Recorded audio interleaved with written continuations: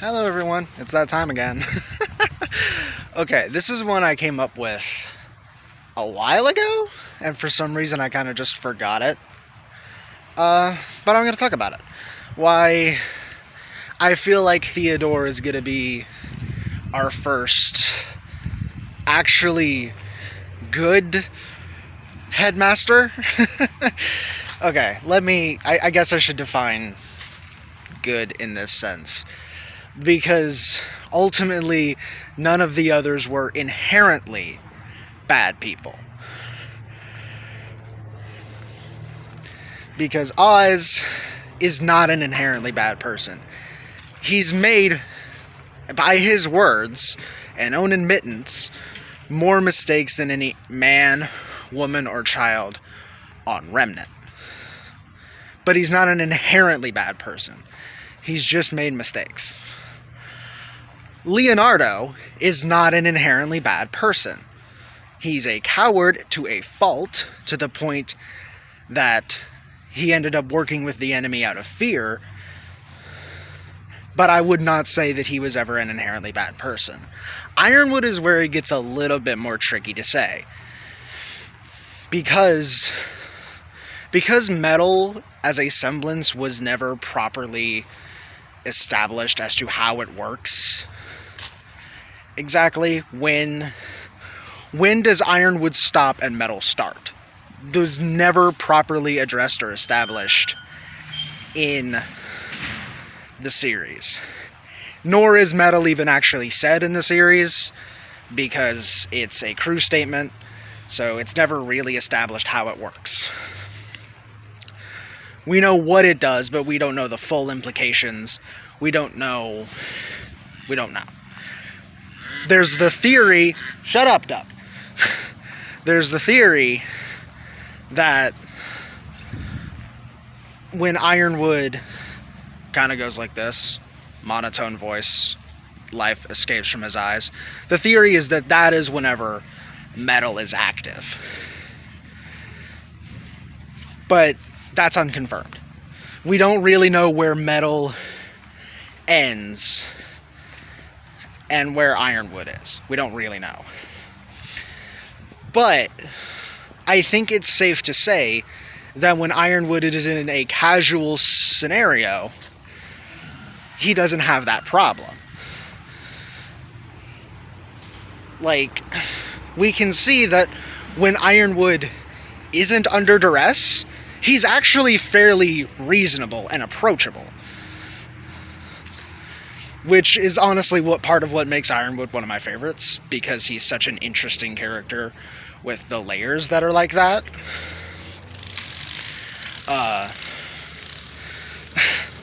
So, whether you want to consider Ironwood inherently bad or not, because it seemed like he didn't really want to declare martial law. He didn't really want to move Atlas. It's more so that he felt like that was the only option. He was wrong, because that's a terrible idea. It's a terrible idea through and through. But he felt it was his only option. So, if you want to consider him inherently bad or not, that's up to you. I don't... Either way, I think is valid. I think either one is valid. And we have Theodore. And Theodore's really only known through the novels. He didn't even get a name drop in the show until Volume 8. But he's possibly the most approachable of the four, even more than Ozpin. Which is weird to say, because Ozpin was incredibly approachable, despite his lies and distrust for people. Anyway.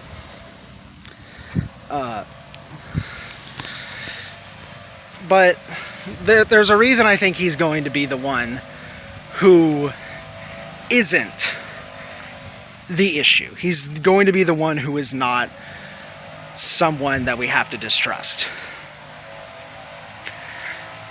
there are a couple factors in this, and I think the biggest factor is probably that everyone knows now, with the broadcast, everyone knows that Salem exists. Everyone knows that she potentially cannot be killed. They know about the maidens, they know about the relics. So everybody knows now. That's a factor. There's not really a reason to keep secrets now that everybody knows everything.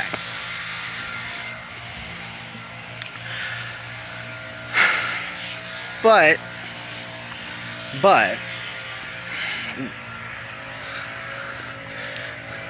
I'm more so looking into his illusion, his inspiration here. I think that let's look at the other Wizard of Oz illusions that we have in the series. If we look at the other illusions that we have, then you get Ozpin, of course. He's the Wizard of Oz. And you can attribute his lies and his deception and all that. You can attribute all of that to the Wizard of Oz being a fraud, easily. Then there is Ironwood. Ironwood is the Tin Man. Tin Man, built without a heart. Ironwood was willing to sacrifice anything, including his own morality and humanity, to stop Salem. That's a great idea. But we move on to Crow, and Crow's an interesting one, because he's the Scarecrow, but instead of making him dumb, they made him drunk. And my interpretation is not necessarily that if you're drunk, you're stupid, even though you can do stupid things while drunk. It's more so he drinks to forget the knowledge that he has about all this and the pain that comes with it. It doesn't work. It doesn't work. Q, Lionheart. He is a lion, and he is a coward. Straightforward. And then, of course, you have Glinda the Good Witch, being the inspiration for Glinda Good Witch. I guess it's not as egregious as, Sun Wukong with Ruyi Jingu Bang, based on the character Sun Wukong, whose weapon was Ruyi Bang Jingu Bang. I got those weapon names mixed up, actually. They're the same, so it's sometimes easy to get them mixed up. Anyway. And, of course, Salem is the Wicked Witch of the West. She's canonically called the Witch. She lives on that dragon continent all the way to the west of Remnant's map. There you go. Now, we can get into kind of the segue into my theory here. So, Crow. The minute Crow finds out the truth about Salem, knowledge he did not have, much like the Scarecrow not having knowledge because he doesn't have a brain, he turns on Oz. Almost knocks him out, certainly knocks him against a tree, but immediately turns on him. Ironwood turns against Oz's ways whenever he starts to lose his humanity in the hopes to fight Salem. Losing humanity, like the Tin Man not having a heart.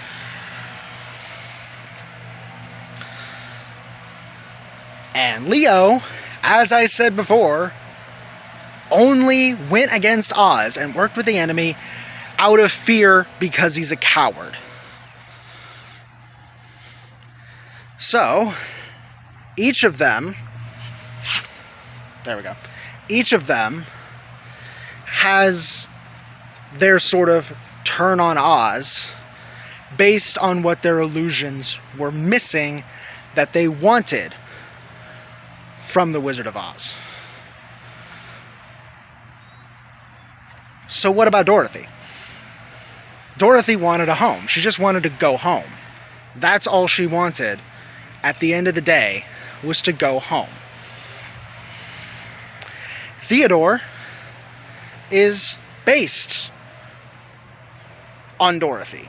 So what could he have associated with the home? Well, my thinking is he's not going to turn on Oz. One, everyone already knows everything. There's no point. Two, I think that everything that Oz set up whenever he was the King of Vale and was setting up the way that the kingdoms were going to work, I believe that Theo is grateful for that setup. It gives him purpose. I think that that's kind of his mindset, is that thanks to Oz setting all this up back when he was the King of Vale, Theo has purpose as Shade Academy's headmaster. He has a home, so to speak. This is it's very loose, but it's something I've noticed, is that the others, Crow, Ironwood, and Lionheart, they all turned. Well, okay, Crow never turned into a bad guy, but he did punch him. And has been very anti-Oz since then. But they all kind of went anti-Oz because of their relation to their illusions. Because of a lack of knowledge, a lack of morality, and a lack of courage. Much like lack of brain, lack of heart, and lack of courage. So in my mind, it only makes sense that Theodore's lack of treachery is attributed to Dorothy wanting to go home. So probably some form of parallel there with Theo considering himself to have a proper home at Shade Academy, thanks to Oz setting it all up to begin with. Will they go into this? I don't know. I feel like Theo's going to have some sort of story arc in some way, because the other ones have. All depends on whenever we properly see Vacuo and Shade Academy for the first time. But just some thoughts that I have. I came up with this a while ago. I don't know why I didn't make a video on this already, but I don't know. It's just a thought, just a potential theory. We'll see if I'm right. I could be completely off base here. Theodore might also turn out to be awful. I don't know. We'll see. But yeah, those are my thoughts. Give me your thoughts with comments and algorithm stuff. Yeah, I am terrible at ending these things because I don't have an outro. Whatever, I don't care. So, yeah. I'll try to come up with something for another video at some point. We'll see. I don't know what I'm going to come up with. Might do some video related to the new RWBY Ice Queendom project. I don't know. Turns out that's a little touchier of a subject than what we thought it was going to be. I won't get into it right now. I'll just go ahead and end this one here, and we'll see what I do regarding that. Anyway, bye-bye.